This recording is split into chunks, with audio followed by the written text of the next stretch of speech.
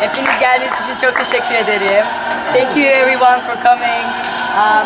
Please feel free to go inside to eat.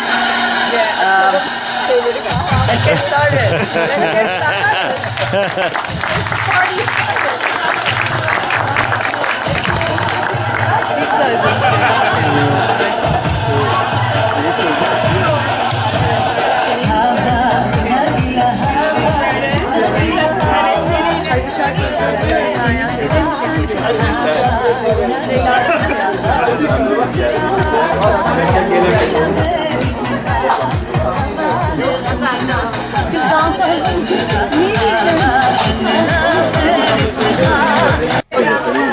Büyük çöp torbası, beri diyorum. Çöp torbası falan yaptık böyle.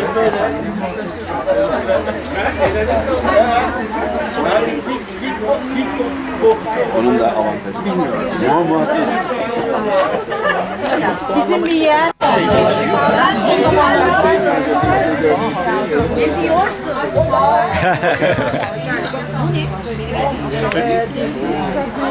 So the rabbi is going to make a l'chaim and a berachah. Bless him. Cup to make a l'chaim.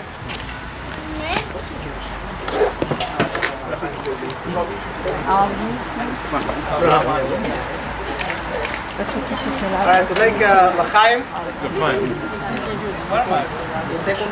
As well. Baruch atah Adonai Eloheinu melech haolam borei pri hagafim. Amen. So I'd like to wish Mazal Tov to the bar-mitzvah boy Abraham and to his parents. I had the great honor of having Rabbi come many times to the classes. They were in a house for Shabbat. And Baruch Hashem, I see that there's more and more Jews from Turkey here in Toronto. Baruch Hashem. I don't speak Turkish. My good friend, my classmate from Yeshiva, Rabbi Mendy, maybe some of you know, he speaks Turkish. Now on Facebook, he's very busy, He knows more about the Turkish Jews than the Jews I think that live there themselves, the history and everything. So maybe one day I'll learn, but as of now, it's either English or Hebrew. So I'll just share a few words in English. English is better, right? English is better. So just a few words in honor of our bar mitzvah boy, Abraham. It's a beautiful name. It's the first Jew, Abraham Avinu. So Abraham, today was your bar mitzvah. A bar mitzvah is a very special day. What does bar mitzvah mean? What does bar mitzvah mean?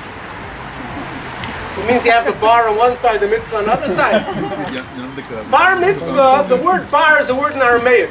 Bar means a son, mitzvah is commandments.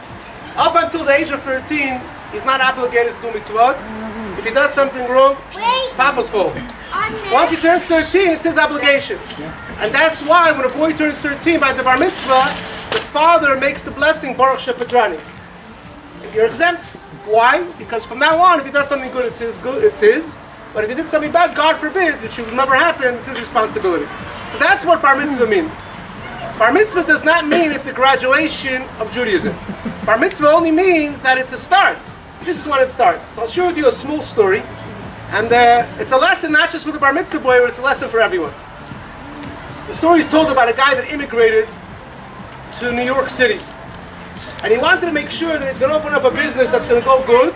He's not going to be a shlomazel. You know what a shlomazel is? Shalom mazal. There's three types of people. Shalom mazal, shlomil, and nudnik. You never heard these terms? A nudnik? A shlomazel? Alright. I'll tell you the difference. Translated to Sephardic. Okay. Latino maybe. Alright. A guy goes to the restaurant and someone spills the soup. The shlomazel spills the soup. The shlomil is the guy that gets it on his pants, and the nudnik is the guy that says, with chicken soup or vegetable that's spilled. There's all types out there. So shlomazel is made up of two words in Hebrew, shalom mazal. No more luck. He wanted to make sure he's going to open business, it's going to go good. So he told someone, tell me in New York City, where's the busiest street? He told me, go to Manhattan, 5th Avenue, full of people. For those that were Manhattan before COVID. He goes to Manhattan and he sees on 5th Avenue, there's thousands of people walking. In one street he sees there's a massive, massive line to get into the store. He asks the owners, English, this, what, here. The guy tells him, look at the sign, going out of business. All right, going out of business, everyone comes to grab something, cheap. So he takes out of his pocket a piece of paper and he writes G-O-I-N-G. Going out of business, that's what it means. He goes down a few more blocks, there's another store. This store is massive. The police make sure no one's stopping to jump someone in line. He asks someone this, why? They tell him, look at the sign, grand opening. He decides he's going to make two businesses together. He's going to combine the two businesses. He goes to the guy that makes signs and he says, I want you to make me a big sign. It's grand opening, going out of business. He tells him, it's Michigan. He says, listen here, in New York City, a lot of people make signs. I'll go to your competition across the street. He says, you pay me up front, I make you the sign. He makes him the sign, puts stuff inside, and obviously no one comes inside. Why? Because you see the guy's a fraud. You can't have a grand opening and going out of business the same day. So Abraham, today was your grand opening. You put on tefillin, you read the Torah. I couldn't make it because I had me in the shul for Rosh Chodesh as well. But you put the tefillah on, you read all four aliyot. All four aliyot you read Rosh Chodesh has four. It was a grand opening the way it should be. In Judaism, we don't got a business, you hear? So we don't say, Bezrat Hashem, next time, find a nice Jewish girl, Shabbat Chatan, when we get married. You have to realize now is the grand opening, Bezrat Hashem will continue. You'll continue to put on tefillin. You'll come with your father to some classes. You'll be able to strengthen. You'll be a source of nachat to your parents, to the family, and to all the friends and family. Bezrat Hashem, we should continue to meet only for smachot, only for good things. L'chaim. Şarap dağıtmaya devam edelim. Bir dakika. Naomi çıkar mısın? Naomi gel. İç oğlum iç. Tamam. İçebilirsiniz. Tamam. Babayla seç. Almost the same time with Grace. So it's a short time. 1 week difference. Bana bakın. Ben de istiyorum. Evet seni bekliyordum.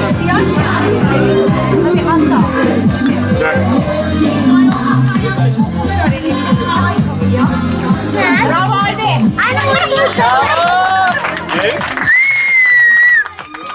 Ha, you know all of them? Gel bize çek. Bak.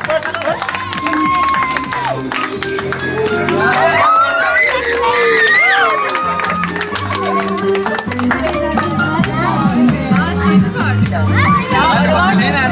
Ne? Bir saniye. Çok güzel. Albi nereye koydun? Orada baba, bakarsan. Bir Türk kahvesi lazım. Arılar için. Türk kahvesi lazım. Caz arılar için.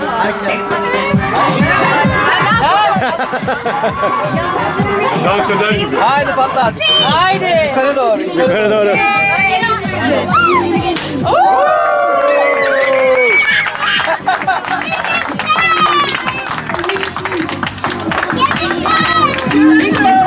Arkalarına git. Bozlar. Albi. Çıldır. Hadi içer gibi. Harika. Biliyor musun? Senin kardeşleri yapıyor. Evet. Daha çok var abi. Harika. Senin kardeşleri yaptığında zaten artık 20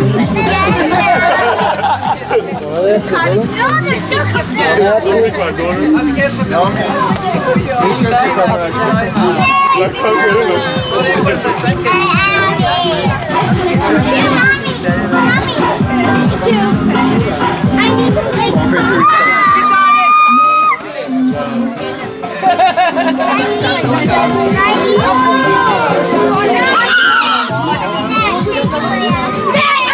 Türk kahvesi arılardan getireceğiz hepimiz. Evet, folyo kağıdın üstüne, Türk kahvesini folyo kağıdın üstüne koy yak. Bir böyle çanağın içinde. Evet, oy. Sen nerede biliyor musun? Normal koy, önün içine toz kahveyi koy. Beraber yapalım. Kahve.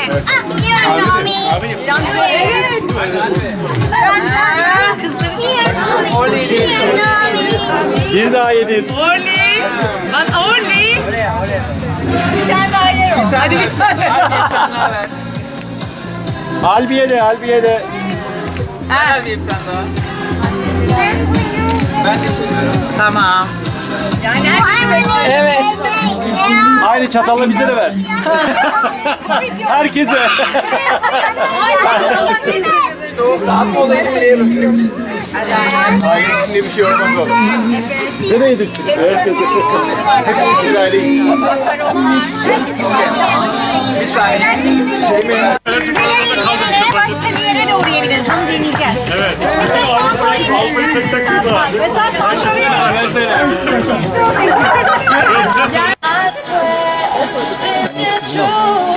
Ben bir dakika kalmış şarkı tamam.